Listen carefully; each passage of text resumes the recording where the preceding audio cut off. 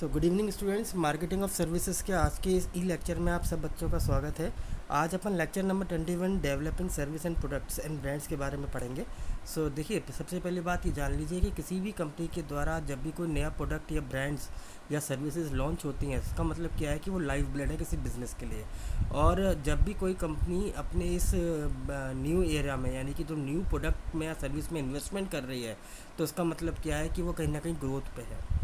पर development process is always risky, हमेशा खतरे की घंटी रहती है। तो यहाँ पे हमें क्या करना है, प्रॉपर प्लानिंग के साथ जाना है। तो प्लानिंग में हमने कुछ स्टेप्स को रखा है।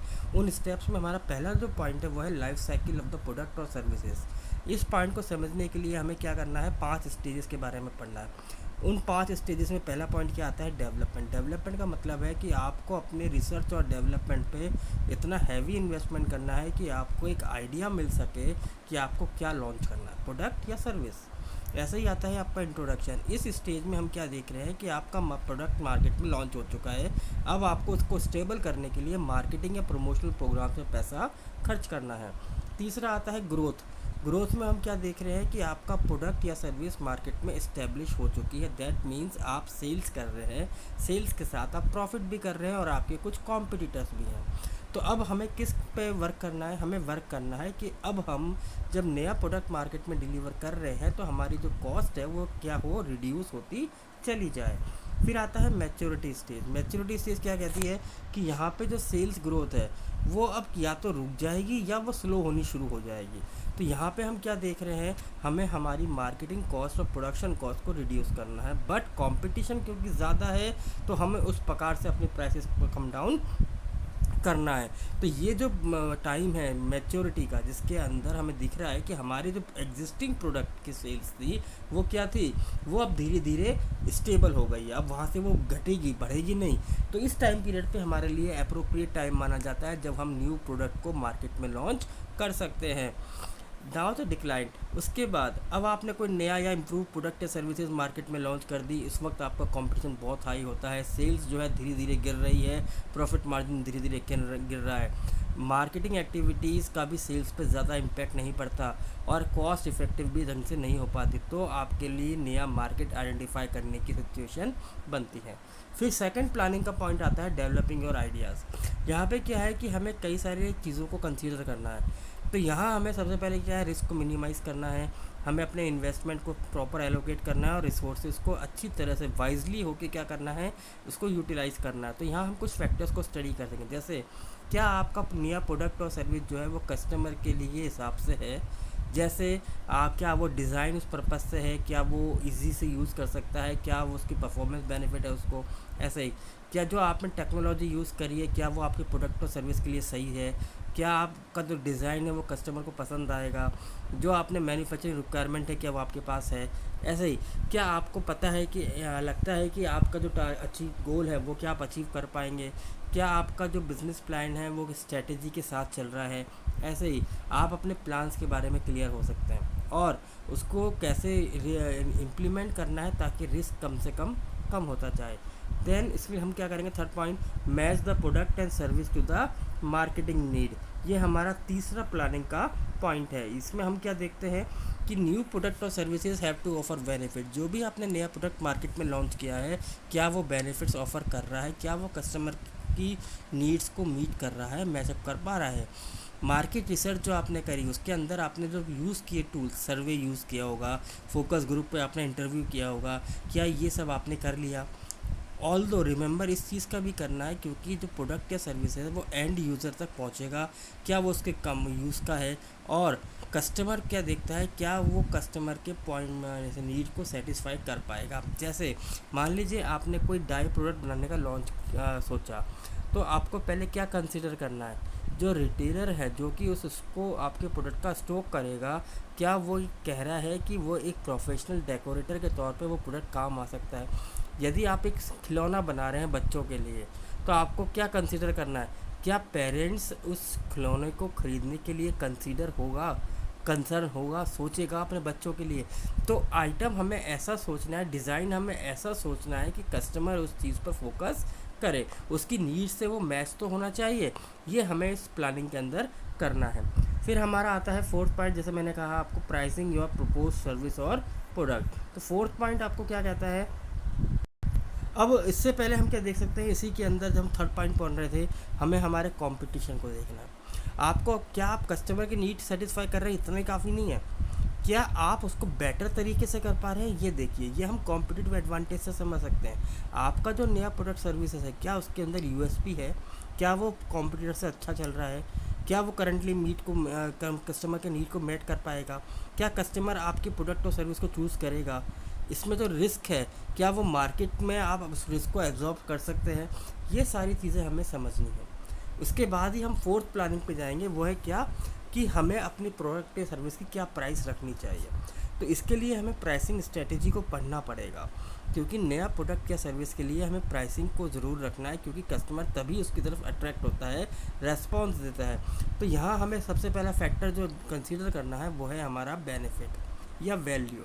कस्टमर जो भी प्रोडक्ट या सर्विस को यूज़ करने की सोचेगा, वो सबसे पहले एग्जिस्टिंग प्रोडक्ट मार्केट में जो अवेलेबल है या जो वो यूज़ कर रहा है उससे वो कंपेयर करेगा। तो ये देखना पड़ेगा कि आपका कॉम्पिटिटर किस प्राइस पे वो प्रोडक्ट को अवेलेबल मार्केट में करा रहा है और क्या कस्टमर उसका पे करेगा। ऐसे ही आप पहले तो मार्केट में होंगे नहीं, उससे पहले भी कोई ना कोई प्रोडक्ट तो मार्केट में अवेलेबल होगा जो उससे भी सेम कस्टम होगा। यदि नहीं है और आपको लगता है नहीं ये हमारा जो प्रोडक्ट है बिल्कुल रेवोल्यूशनरी है और बिल्कुल न्यू है, तो क्या वो मार्केट के ट्रेंड के हिसाब से है, मार्केट में वाकई ये रेवोल्यूशन चाहिए। ऐसे ही जो भी मार्केटिंग चैनल्स आपने यूज़ किए हैं उस सेल्स को करने के लिए, क्या वो आपकी कॉस्ट को रिड्यूस कर रहे हैं या बढ़ाने वाले हैं। ऐसे ही कितनी जल्दी और स्पीडली आप अपने प्रोडक्ट को मार्केट में पोजीशन कर सकते हो, ये हमें देखना है। ऐसे ही आपको क्या लगता है कि आप अभी कौन से प्रोडक्ट में कौन सी लाइफ साइकिल पे हो, क्या आप डेवलपमेंट स्टेज पे थे, क्या आप इंट्रोडक्शन स्टेज पे थे, क्या आप मैच्योरिटी स्टेज पे थे या आप डिक्लाइनिंग स्टेज पे हो, ये आपको पता होना चाहिए। ऐसे ही क्या आप अपनी कॉस्ट को कवर कर पा रहे हो। और इसके अंदर हम क्या देखते हैं कि जब हम प्राइसिंग स्ट्रेटेजी को यूज़ करते हैं तो हमें ये देखना है कि जो भी आपकी सेल्स है क्या वो आपकी डिमांड के अनुसार हो पा रही है। तो आप देखिए कि आपका जो प्रोडक्ट का प्राइस और सर्विसेज का प्राइस है क्या वो उस प्रकार से सेल्स को इकट्ठा कर पा रहा है जिस प्रकार से डिमांड रेज हो रही है। देन नेक्स्ट प्लानिंग का प्रोसेस आता है आपका कि हमें प्रोजेक्ट डेवलपमेंट प्रोसेस पे फोकस करना है। सॉरी। तो एक इफ़ेक्टिव डेवलपमेंट प्रोसेस क्या है कि हमें यहाँ पे कुछ स्टेजेस में इसको बांटना है। जैसे पहला है आइडिया जनरेशन। क्या आपके पास नया आइडिया है, क्या आपने जो आइडिया सिलेक्ट किया है वो कई सारे ऑल्टरनेटिव में से आपने चूज़ किया है, जो भी स्पेसिफिकेशन आप देख रहे हो क्या वो टेक्निकल फिजिबल है, क्या मार्केट में उसका पोटेंशियल लगता है, क्या आपने प्रॉपर प्लानिंग के साथ उसको देखा है। ऐसे ही जो आइडिया आप यूज़ कर रहे हो प्रोडक्ट या सर्विस का क्या वो आपके बिजनेस स्ट्रेटजीज़ के अंदर फिट बैठता है। ऐसे ही जो आपका प्रोटोटाइप है या जो मॉडल है क्या वो आपने एज ए प्रोटोटाइप या पायलट सर्विस के तौर पे यूज़ किया।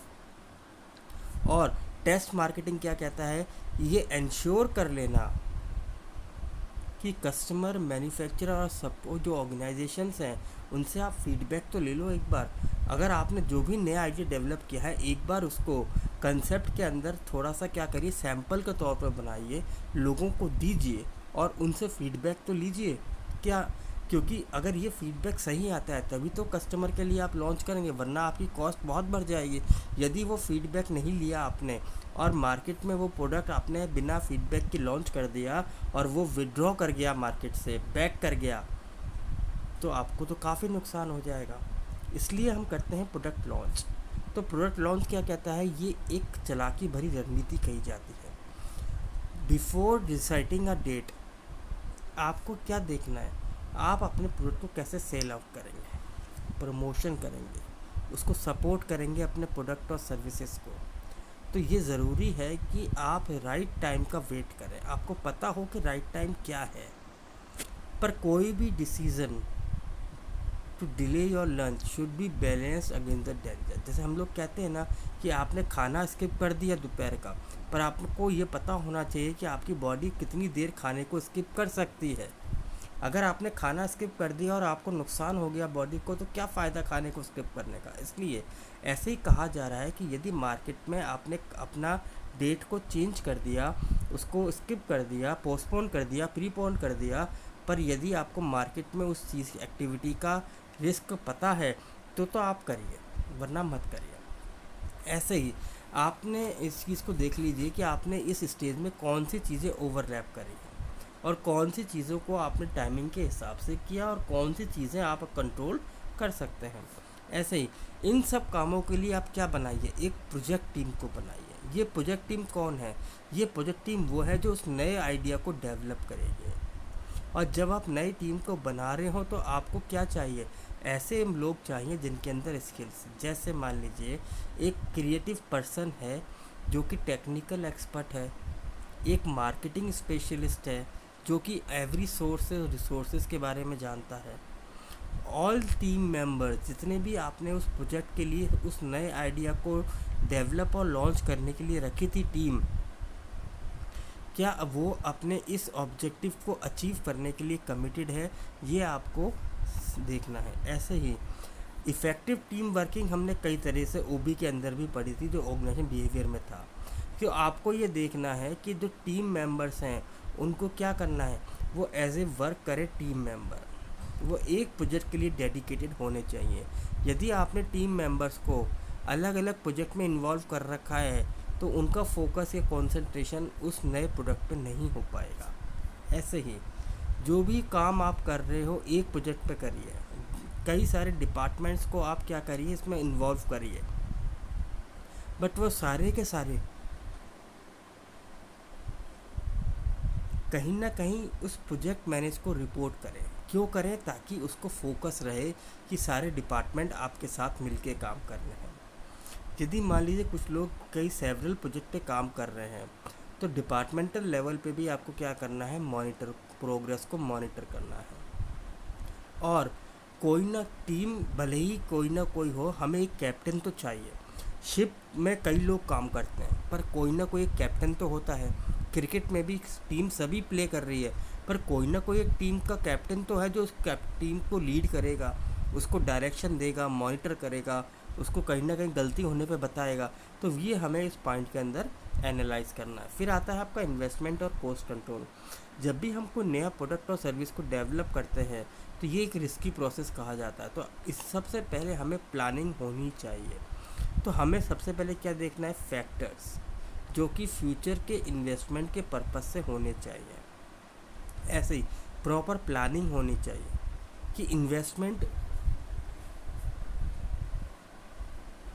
किस जगह करना है, कौन से प्रोडक्ट पे करना है, ये हमें पता होना चाहिए। जस्टिफाई, जो भी खर्चा आप कर रहे हो, हर प्रोजेक्ट के हर आइटम पे किया जाने वाला खर्चा जस्टिफाइड होना चाहिए कि ये हमने ज़रूरत के लिए किया है, क्योंकि ये हमारी कॉस्ट से रिलेट कर रहा है और हमें हमारी कॉस्ट को मैनेज करना आना चाहिए।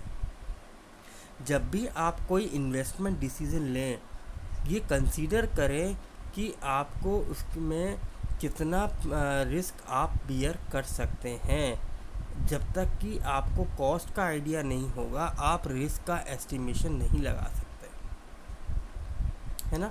Phasing the new product development कि रिस्क को मिनिमाइज़ करने का सबसे अच्छा तरीका है कि आप अपने इन्वेस्टमेंट को प्रोजेक्ट के तौर पर देख लीजिए, उसको रिव्यू कर लीजिए, आइडेंटिफाई करिए कि कौन सा प्रोडक्ट और कौन सा सर्विस मार्केट में सक्सेसफुली लॉन्च किया जा सकता है।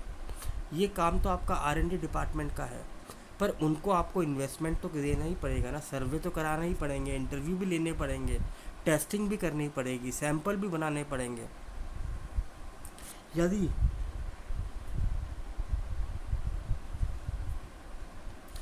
आप कस्टमर द्वारा बनाए हुए किसी क्राइटेरिया पे फेल हो रहे हैं तो ऐसे प्रोडक्ट को आप मार्केट में लॉन्च नहीं कर सकते। आपको कोई ना कोई सपोर्ट तो चाहिए। तो यहाँ पे यदि कोई गवर्नमेंट कोई सपोर्ट कर रही है, कोई सब्सिडी दे रही है, तो आप उसका एडवांटेज लीजिए। कॉस्ट को कंट्रोल करिए, बहुत क्लोज वॉच चाहिए कॉस्ट पे। क्यों? क्योंकि नया प्रोडक्ट है और नया प्रोडक्ट मार्केट में सक्सेसफुली लॉन्च होगा या नहीं होगा, ये एक मार्केट में रिस्क है और इसमें आप इन्वेस्टमेंट किए जा रहे हैं। तो ये ज़रूरी है कि उस नए प्रोडक्ट पे बहुत क्लोज मॉनिटर किया जाए। ऐसे ही जो भी खर्चे आपने किए हैं उस डेवलपमेंट करने में, वो आपको मॉनिटर करना है। इसमें हम क्या करते हैं, कॉस्ट को मिनिमाइज़ करने के लिए, कॉस्ट को मॉनिटर करने के लिए हम 2 वे अप्रोच को यूज़ करते हैं। पहली होती है top to down. Top to down approach क्या है, जहाँ पे आप अदर प्रोजेक्ट्स को भी कंपेयर कर रहे हो कि कौन सा प्रोडक्ट को आप बेंचमार्क बना सकते हो for launching your new idea. ऐसे ही बॉटम अप अप्रोच, जहाँ पर सभी टीम मेंबर्स एग्री हैं किस बात पे, कि जो भी कॉस्ट इंकर्ड हो रही है उसको हम रिड्यूस करेंगे। प्रोजेक्ट मैनेजमेंट टोटल कॉस्ट को क्या करेगा, एस्टीमेट बना लेगा कि इससे ज़्यादा हम खर्चा नहीं करेंगे। रिमेंबर, इस बात का याद रखना है कि ये जो कॉस्ट है ये आपकी स्टाफिंग में भी इंक्लूड हो रही है, मटेरियल्स में इंक्लूड हो रही है, टेक्नोलॉजी में भी आपकी कॉस्ट लग रही है, डिज़ाइन में भी आपकी कॉस्ट लग रही है, रिसर्च में भी कॉस्ट लगेगी, उसका प्रोटोटाइप बनाएंगे उसमें भी कॉस्ट लगेगी। तो आपकी कॉस्ट बहुत जगह इंकर्ड होगी, ये आपके ऊपर है कि आप कैसे उस कॉस्ट को रिड्यूस करेंगे। ऐसे ही अब बात आती है मैनेज और डेवलपमेंट प्रोजेक्ट्स।